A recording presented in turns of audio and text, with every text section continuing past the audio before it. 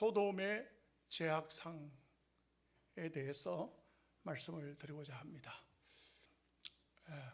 엄격히 따지면 오늘 우리가 사는 이 시대가 거의 소돔 시대라고 말합니다. 그래서 우리 이런 시골 같은 영양 같은 곳은 다르지만 가끔 한번 도시를 나가보면은 휘황찬 불빛 그 속에서 벌어지고 있는 일들, 이건 우리 대한민국 같은 경우는 그래도 윤리가 있고 옛날부터 조선시대부터 그 사대부가 살던 그런 나라가 있기 때문에 그래도 좀 다르다고 할까요? 여하간 온 세계적으로 보면은 지금은 전 지구가 소돔화 되어져 가고 있다.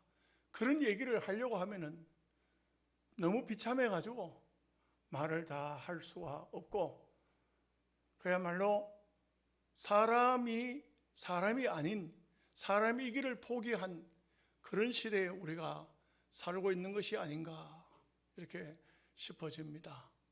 그래서 우리가 하나님 앞에 정말 경건되게 사는 것은 자기 자신에게 달려 있습니다.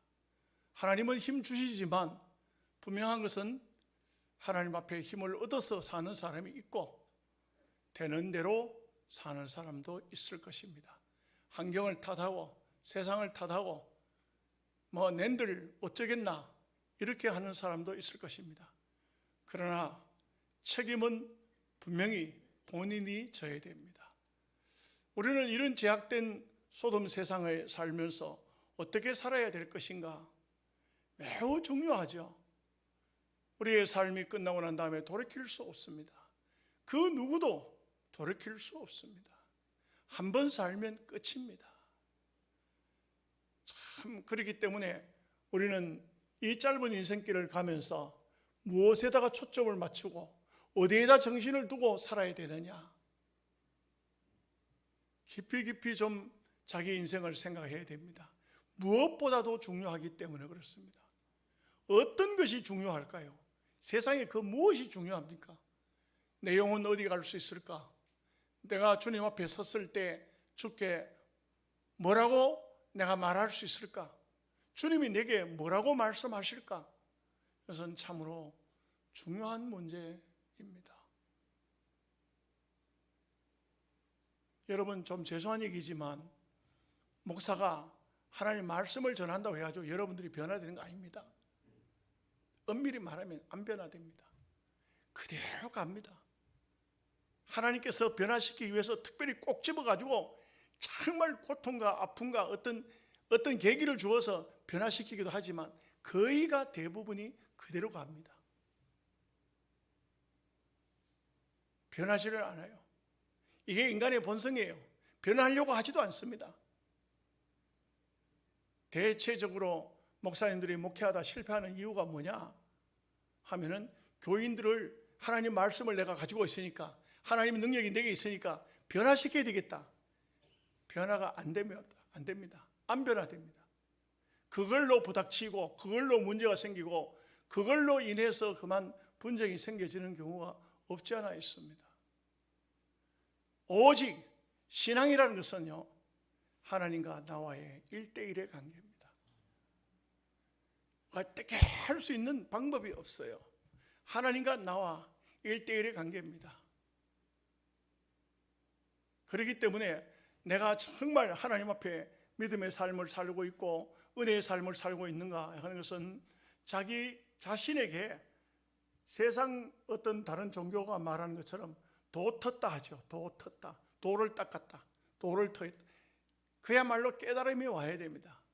이 영적인 깨달음이 와서 내가 지금까지는 이렇게 살았다 할지라도 이 다음부터는 다른 삶을 살아야 되지, 이런 어떤 마음의 각오나 결심, 그리고 하나님 앞에 기도해야 되죠. 삼손처럼 지금까지 살아온 인생이 잘못됐다 할지라도 하나님 이번 한 번만큼이라도 좀 은혜를 주십시오 하고 울고 불고 매달리고 하나님을 찾고, 이런 어떤 변화적인 삶이 오지 않는 한은 소돔의 죄악성은 그 심령 속에서 사라지지 않습니다. 기회가 생기면 또 발동합니다. 또 속이고 거짓말하고 또 남에게 포악한 행동을 하고, 그리고는 겉모양은 아주 거룩을 찾고 있는 이런 야비한 인간의 형태를 벗어나지 못하는 것입니다. 그래서 우리는 자칫 잘못하면 종교인의 생활로 만족하다가 끝이 날 수 있습니다. 나중에 가서는 아무리 후회해도 소용이 없을 것입니다. 자, 이 소돔의 죄악성에 대해서 오늘 22절까지니까 한 번에 한 두 절씩 이렇게 계속 읽어 나가도록 하겠습니다. 1절, 2절 말씀 같이 보겠습니다. 저녁 때 그 두 천사가 소돔에 이르니 마침 롯이 소돔 성문에 앉아 있다가 그들을 보고 일어나 영접하고 땅에 엎드려 절하며 이르되, 내 주여, 돌이켜 종의 집으로 들어와 발을 씻고 주무시고 일찍이 일어나 갈 길을 가소서. 그들이 이르되, 아니라 우리가 거리에서 밤을 새우리라.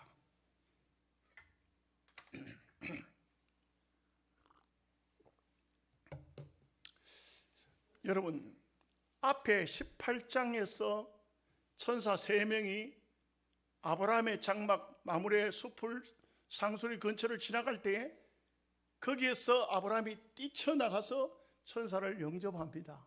천사인 줄 몰랐어요. 영접해 집으로 들어옵니다. 잘 대접합니다. 그리고 축복을 받았습니다. 오늘 이 본문 말씀에서도 롯도 거의 비슷한 모습을 볼 수가 있어요. 이 천사 저녁답쯤 되었으니까 이 천사들을 두 사람을 딱 보게 되는데 18장에는 세 사람, 이 19장에 와서는 두 사람입니다. 앞부분 마지막 부분에서 하나님께서는 여기 이 두 사람의 천사와 이탈하신 것을 볼 수가 있죠. 이 두 사람이 소돔 성 앞에 딱 왔을 때 롯도 똑같은 자세를 취합니다. 참 어째 보면은 신앙인의 모습은 아브라함이나 롯이나 거의 형태는 같아요. 그런데 말씀을 쭉 보면은 아브라함의 신앙과 롯의 신앙은 분명히 달라요. 어째 보면은 롯은 세속주의적인 신앙인 이렇게 보여집니다. 그러다 보니까 그의 행동이나 그의 말이 보면은 아예 적극적인 신앙인이 아니다 하는 것을 발견할 수가 있어요. 그러나 롯은 성문에 앉았다 하는 것은 저녁 시간 특별히 성문에 앉았다. 롯이 벌써 아마 이 소돔 성 안에서 얼마나 큰 성공을 거두었는가 하는 것을 알 수가 있어요. 성문에 앉는 사람은요, 아무나 앉는 사람이 아니에요. 성문에 앉는 사람들은 주로 장로들, 재판관들, 이 법조인들이 주로 앉아요. 이런 것을 볼 때에 롯이 소돔 성에서 얼마나 성공을 거뒀나, 육신적으로 거두었나 하는 것을 알 수가 있습니다. 그렇지만 분명한 사실을 우리가 알아야 됩니다. 아브라함은 아무것도 성공을 거둔 것이 없는 듯합니다. 그저 자기 집에 318명 사람을 이끌고 있고 종들이 많았지만 뭐 그걸로 해서 아브라함이 무슨 건설을 얻은 것은 아닙니다. 그러나 지금 이 롯은 한 도시, 소돔이라는 한 도시를 형성하고 있는 그곳에서 성문에 앉았습니다. 여러분, 우리가 성공이 뭐가 성공입니까? 돈 많이 번다고 성공도 아니요, 건설을 얻는다고 성공이 아닙니다. 진짜 성공은 우리가 깊이 알아보면 일생을 다 살고 난 다음 내가 하나님 앞에 바른 삶을 살아온 것이 성공이어야 됩니다. 내가 하나님 앞에 어떻게 살아왔는가 그러잖아요. 사람들 중에 보면은요, 마지막 순간에 가서는 그만 이런 말을 한 사람도 있습니다. 나는 부끄러운 인생을 살았다. 나는 참으로 안타까운 인생을 살았다. 한 번만 더 돌이킬 수 있다면 이런 인생은 살지 않겠다. 이런 사람들이 의외로 아주 굉장한 위치에 있던 사람들이 이런 말을 하는 경우가 있어요. 뭐 낮은 사람, 아무것도 아닌 사람 그런 말 해봐야 무슨 영향이 있겠습니까? 상당한 위치에 있었던 사람이 마지막 순간에 가서 그런 후회를 하는 경우도 없지 않아 있습니다. 여러분, 성공의 삶을 사시기를 바랍니다. 이 세상 물질이나 건세나 성문의 자리에 올라가지 못했다 할지라도 정말 하나님 앞에 부끄러움이 없는 그런 인생의 삶이 되어야 할 것입니다. 자, 이렇게 롯이 간청을 했습니다. 3절 4절 말씀 보겠습니다. 롯이 간청하며 그제서야 돌이켜 그 집으로 들어오는지라. 롯이 그들을 위하여 식탁을 베풀고 무기병을 구우니 그들이 먹으니라. 그들이 눕기 전에 그 성 사람 곧 소돔 백성들이 노소를 막론하고 원근에서 다 모여 그 집을 에워싸고. 이게 이게 보통 문제가 아닙니다. 사사기에서 보면 유사한 얘기가 나오죠. 레위인 한 사람이 첩을 두었는데 첩이 뭐 도망갔는지 잘 모르겠어요. 그 첩을 찾으러 갑니다. 찾아가지고 오다가 그러다가는 한 도시 어느 지역에 들어가서 잠을 자게 되는데 그날 밤에 이 동네 안에 베냐민 지파 중에 비루들, 깡패들, 이 사람들이 들어온 그 여인을 내놔라. 그래서 이 레위인이 어쩔 수 없이 내줬는데 밤새도록 욕보임으로써 새벽녘이 되어서 그 여자는 죽어버리고 말았습니다. 그랬을 때 이 레위인이 자기 그 첩을, 이게 레위인이 첩을 얻었다는 것도 웃기는 거 아닙니까? 첩을 가져가서 12토막을 내가지고 12지파에 보내버린 겁니다. 이런 살인, 이런 토막 살인 사건, 나중에 이게 뭐냐? 사람이 한 토막씩 지파마다 왔으니까. 그러니까 이 사람이, 레위니까 이 사람이 밝히는 겁니다. 베냐민 지파에서 못된 비루들이 나의 첩을 밤새도록 욕보여서 죽였다. 그제서야 베냐민 지파 이 못된 놈들 그냥 두지 않겠다고 전쟁이 일어나는 바람에 그 밤 베냐민 지파가 다 죽을 뻔했어요. 다 끝날 뻔했어요. 근데 지금 여기 소돔성 이야기도 거의 유사한 얘기가 나오는 겁니다. 낮에 두 사람이 들어오는 것을 봤다 이 말이에요. 저녁답에. 그러니 이 두 사람을 이끌어내라. 참 희한하죠. 어떻게 이럴 수가 있습니까? 인간이 타락하면은 가장 먼저 타락하는 게 뭔지 아십니까? 성적 타락이 옵니다. 내 아내, 내 남편으로 만족하지를 못하는 것입니다. 하나님께서 주신, 짝지어 주신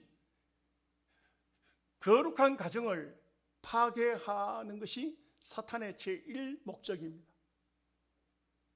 지금 대한민국도 얼마나 많은 소위 차별금지법이라는 그런 것을 가지고 별의별 희한한 일들이 벌어지고 있습니다.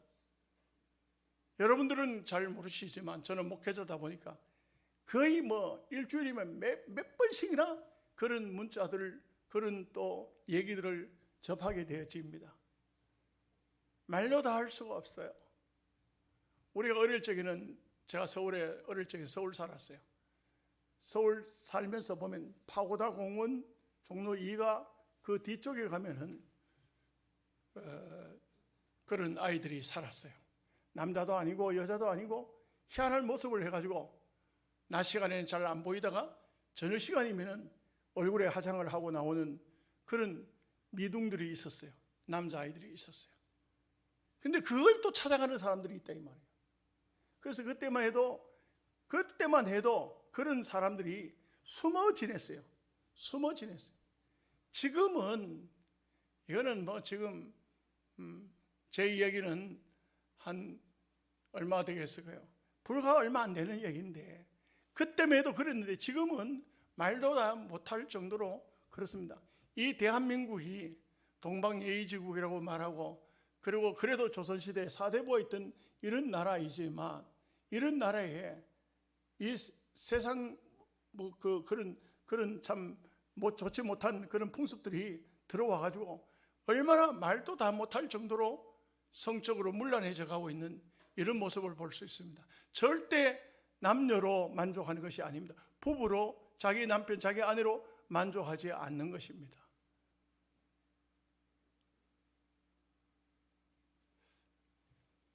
김중곤 목사님이 프란시스 감리교회의 어떤 목사가 신문에다가 광고를 하나 냈는데 이런 광고를 냈답니다.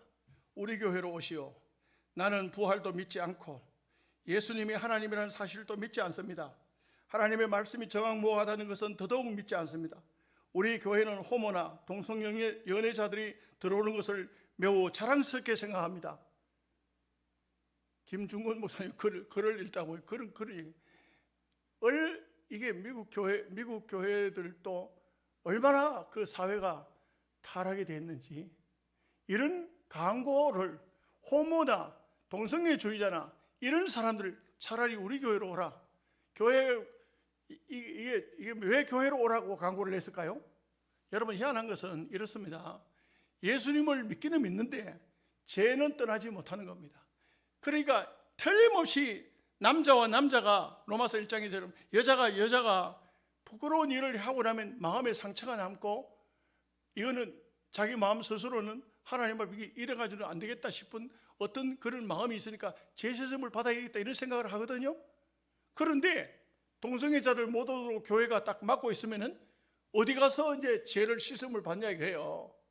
그러니 이 프란시스 감리교회가 목사가 광고를 내가지고 우리 교회로 오라, 이게 우리 교회로 오라. 우리가 여러분들을 환영할 테니까 우리 교회로 오라. 동성애자들 교회를 만들어 놓겠다는 그런 얘기가 아니겠습니까? 얼마 전에는 캐나다에서는 동성애자라고 자기가 자기 자신을 밝힌 사람이 목사 안수를 받으려고 합니다. 그러니 그 캐나다 총회에서는 이 사람에게 목사 안수를 줘야 될 것이냐 말아야 될 것이냐 토론이 벌어졌어요. 그 토론 자체가 되는 겁니까? 얘기가 되는 얘기입니까? 이것이 바로 우리는 생각하면은 이 시대가 마지막 종말이니까 그렇구나 이래 싶었지만, 일찍이 소돔 성에서 벌써 아브라함 시대도 이런 도시가, 이런 시기가 있었다 이거죠.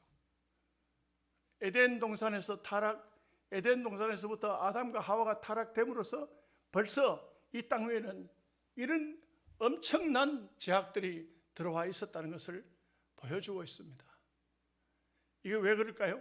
말씀을 들은 것처럼 인간의 타락의 가장 첫 단계가 음란입니다. 성적으로 타락하는 것입니다. 이게 잡혀지지 않으면 무슨 해결을 해도 그 해결은 온전한 해결가 될 수가 없습니다. 그래서 참 우리가 정결하게 산다는 것은, 깨끗하게 산다는 것은 대단히 귀한 축복이고, 또 우리는 그런 축복된 삶을 살 수 있도록 노력을 기울여야 됩니다.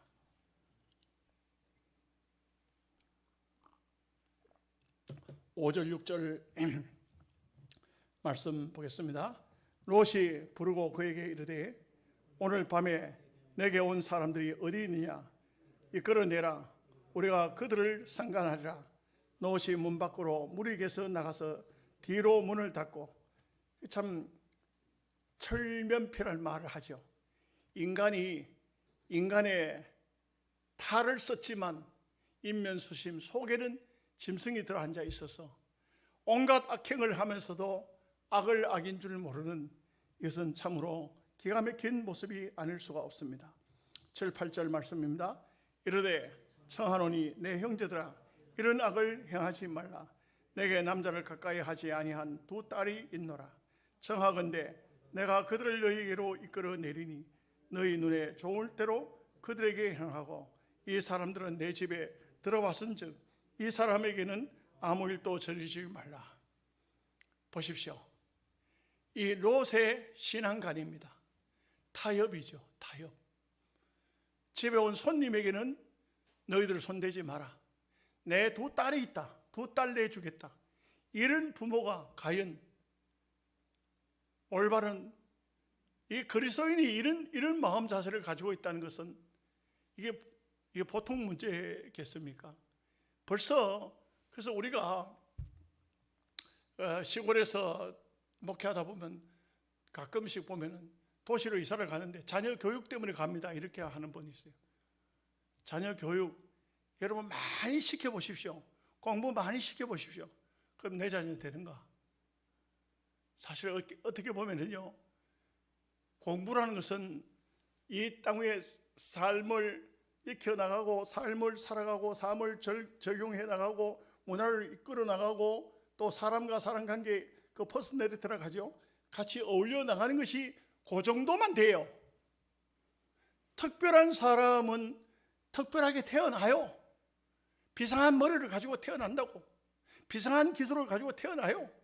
그런 사람은 그 장소에 개발시켜서 많은 사람에게 리더자가 되어지고 또 쓰임을 받지만, 그렇지 않은 다음에는 평범하게 그냥 살아야 돼요. 대부분의 사람들은 그걸 용납을 못해요. 내 자녀는 특별해야 되는 것 같아요. 내 자녀는 뭐 굉장한 자녀가 되어야 되는 것 같아요. 여기에서 자칫 잘못하면은 신앙은 다 버리고 인간적인 육신적인 방법으로 그만 자녀를 키워놓고 많은 경우가 많습니다. 우리가 이런 롯의 모습을 보면은 이게 윤리적으로, 이게 인간적으로 부모로서 자기 딸을 향해서도 또 딸들이 다 정원한 사람 딸들인데 이런 마음 자세를 가지고 있다는 것이 마음이 타락돼도 한참 타락됐다. 소위 썩어도 한참 썩은 것이다. 겉으로 볼 때는 성문에 앉은 사람이요, 겉으로 볼 때는 상당한 위치에 있었지만 그러나 그는 온전한 그리스도인이 절대 될 수가 없는 거예요. 이런 사람이 되어서는 안 되는 것입니다. 9절 10절 말씀 보겠습니다. 그들이 이르되 너는 물러나라. 또 이르되 이자가 들어와서 거류하면서 우리의 법관이 되려 하는도다. 이제 우리가 그들보다 너를 더 해하리라 하고 롯을 밀치며 가까이 가서 그 문을 부수려 하는지라. 그 사람들이 손을 내밀어 롯을 집으로 끌어들이고 문을 닫고, 11절까지 보겠습니다. 문 밖의 무리를 대소를 막론하고 그 눈을 어둡게 하니 그들이 문을 찾느라고 헤매었더라.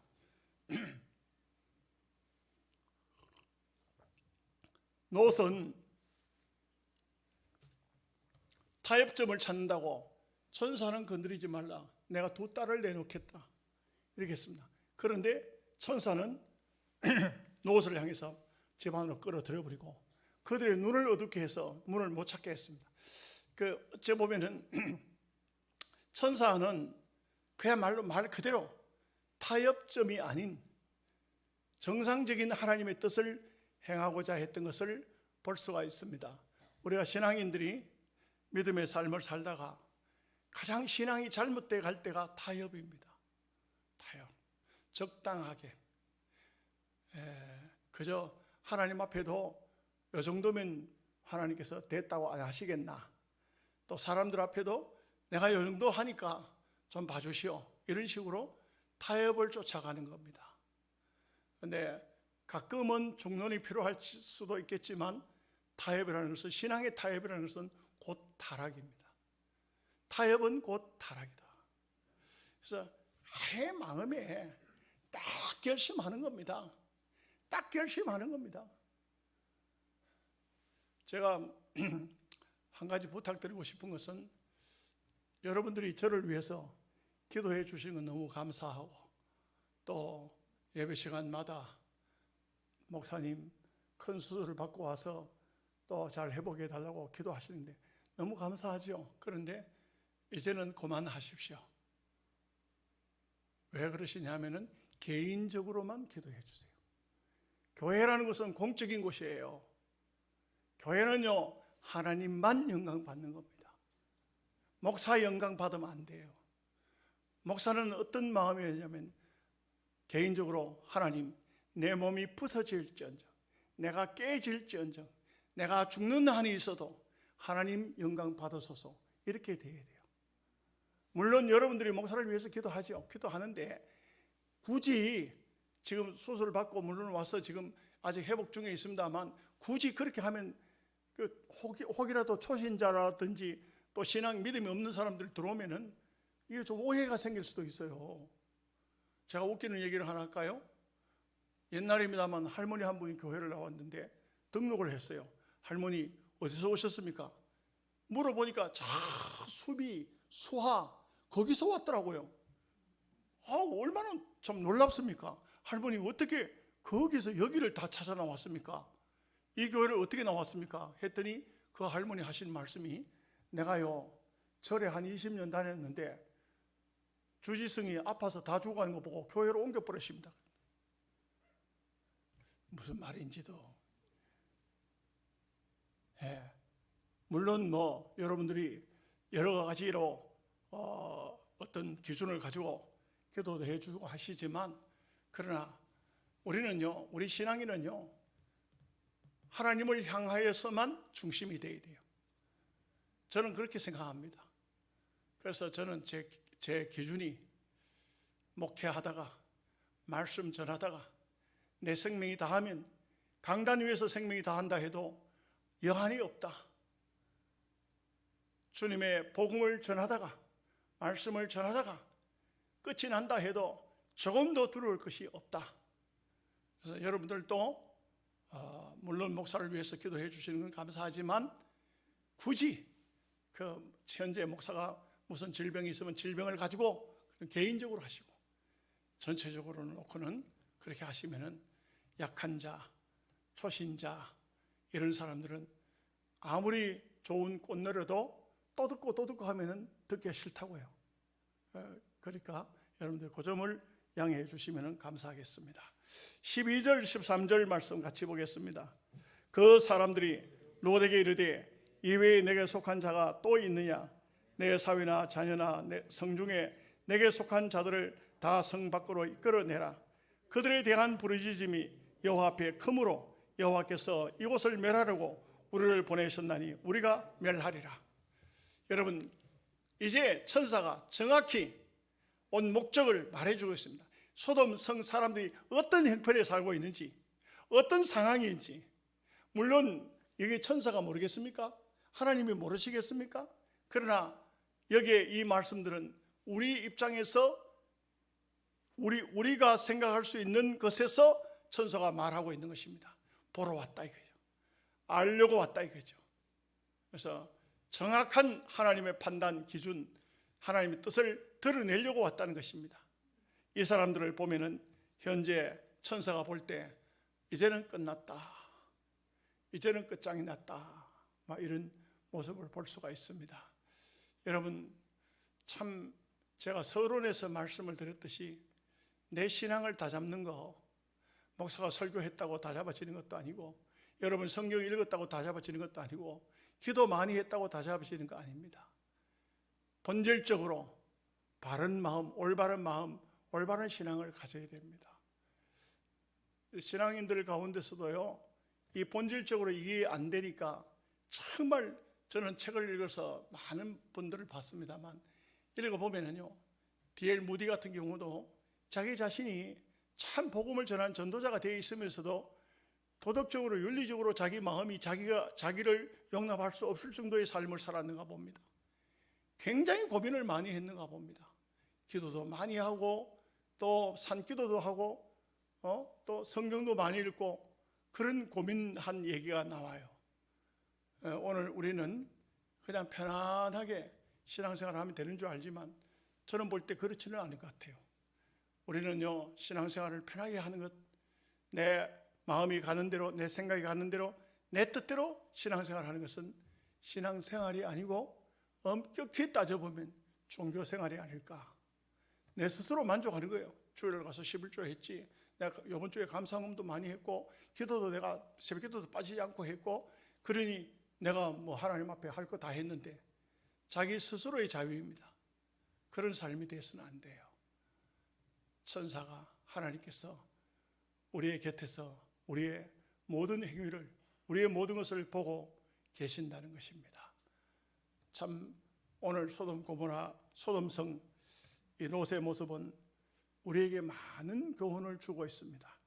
14절 15절입니다. 롯이 나가서 그 딸들과 결혼할 사위들에게 말하여 이르기를 여호와께서 이 성을 멸하실 터이니 너희는 일어나 이곳에서 떠나라 하되 그의 사위들은 농담으로 여겼더라. 동틀 때에 천사가 롯을 제초하여 이르되 일어나 여기 있는 내 아내와 두 딸을 이끌어내라. 이 성의 제약 중에서 함께 멸망할까 하노라. 중요한 얘기가 이 본문에 나옵니다. 롯의 정혼된 두 딸과 정혼된 사위들입니다. 여러분 보십시오. 롯도 정말 장인이 돼가지고 사위들에게 도대체 어떻게 신앙의 삶을 보였길래 이 성이 망한다, 나가자 하는데 농담으로 얘기했다 할까요? 농담으로 할 수 있죠. 농담, 사람이 살아가는 데 있어서 유머, 농담, 재치, 무슨 여러 가지 즐거운 서로의 뉘앙스를 가지는 그런 말들을 한다는 것은 상당히 그 삶에 유도리가 있고 좋습니다. 그런데 신앙에 있어서 정말 멸망한다는 데 대해서, 지옥에 대해서, 천국에 대해서 말하는데 농담으로 얘기했더라. 그게 되겠습니까? 그게 될까요?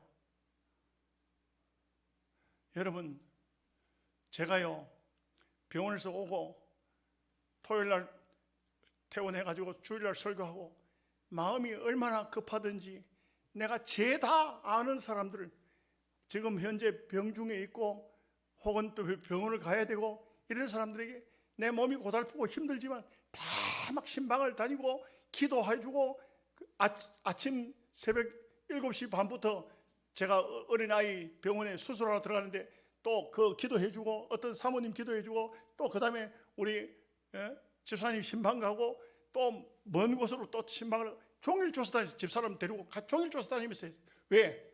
제 마음이 굉장히 급하더라고요. 왜냐하면 건강할 때 제가 가서 신방 가면 별로 큰 의미가 없어요. 그죠? 제가 이런 입장에서도 하나님의 말씀을 들고 가서 전해야 되겠다, 정말 전해야 되겠다, 천국에 대해서 전해야 되겠다, 수술한 자에게 천국이 있습니다, 걱정하지 마십시오. 저의 집사람 동생도 암에 걸렸어요. 그 암에 걸리니까 굉장히 두렵죠. 걱정이 되죠. 제가 기도가 다 서로 기도하면서 저도 울고 처제도 울고 시큰 울었어요. 울고 난 다음에 처제보 죽음이 두려우세요? 형부여, 죽음이 두렵지 않습니다. 그래요. 천당 절대 없는 거 아닙니다. 눈앞에 있습니다. 멀리 있지 않습니다. 걱정하지 마십시오. 두려워하지 말고 하나님께서 생명을 주시면 감사하고 데려가시면 또 감사하고. 여러분, 우리가 사는 삶은요 절대로 희미한, 그리고 아닌 것을 찾는 불가능의 세계가 아니에요. 확실합니다. 분명합니다. 천당이 있고 지옥이 있고 분명하고 확실한 것이 우리의 신앙이에요. 어중간하게 희미하게 대충 되는 대로 그렇게 살지 마십시오. 그렇게 해서는 안 돼요. 그거는 신앙인이 아니고 종교인들이라고 할 수 있습니다. 어떻게 멸망에 대한 얘기를 하는데 농담으로 여깁니까? 이거는 롯이 잘못된 겁니까? 두 사위가 잘못된 겁니까? 다 잘못된 거예요. 16절 17절 말씀입니다. 그러나 롯이 지체하며 그 사람들이 롯의 손과 그 아내의 손과 두 딸의 손을 잡아 인도하여 성 밖에 두니 여호와께서 그에게 자비를 더하심이었더라. 그 사람들이 그들을 밖으로 이끌어낸 후에 이르되 도망하여 생명을 보존하라. 돌아보거나 들에 머물지 말고 산으로 도망하여 멸망함을 면하라. 본문에는 안 나오지만 롯의 아내는 이 천사의 말도 지금 이건 직접적인 천사가 손을 끌어내 놓고 말씀하는데도 어겨요. 그러니까 여러분, 신앙이라는 것은 그렇습니다. 내가 잘 믿고 싶다고 잘 믿어집니까? 내가 하나님 말씀대로 순종하고 아멘 아멘 한다고 잘 믿어지는 겁니까? 참으로 하나님의 구원의 은혜는 선물이라 했으니까 우리가 기도 많이 해야 됩니다. 하나님, 나에게 이와 같은 은총을 베풀어 달라고 기도해야 됩니다. 자, 18절 19절 말씀입니다. 롯이 그들에게 이르되 내 주여 그리 마옵소서.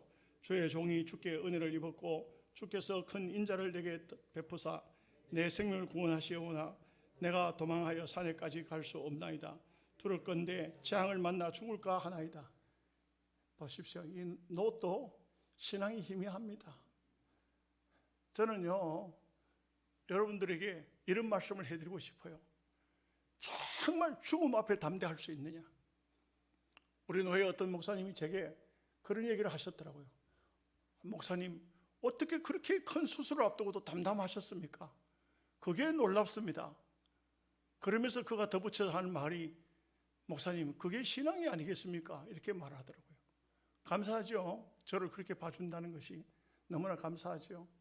여러분, 어떤 경우라도 죽음 앞에 담대함을 가질 수 있어야 됩니다. 제가 아는 장로님 한 분은요, 이분은 평상시에 참 신앙생활 잘 하셨는데 어느 날 갑자기 후두암이 왔어요. 이제는 뭐 병원에 수도 없이 다녔습니다. 안 된다는 겁니다. 끝이 났습니다. 그러면 어떻게 해야 되겠습니까? 하나님 앞에 갈 준비를 해야 되죠. 하나님, 나를 이제 데려가시려는가 본데 하나님, 천국 가는까지 내 믿음, 내 신앙 변치 않게 해달라고 기도해야 되겠죠. 안 그래요.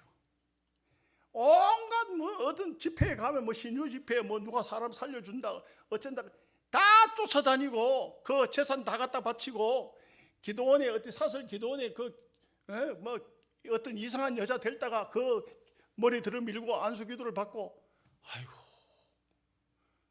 왜 저럴까?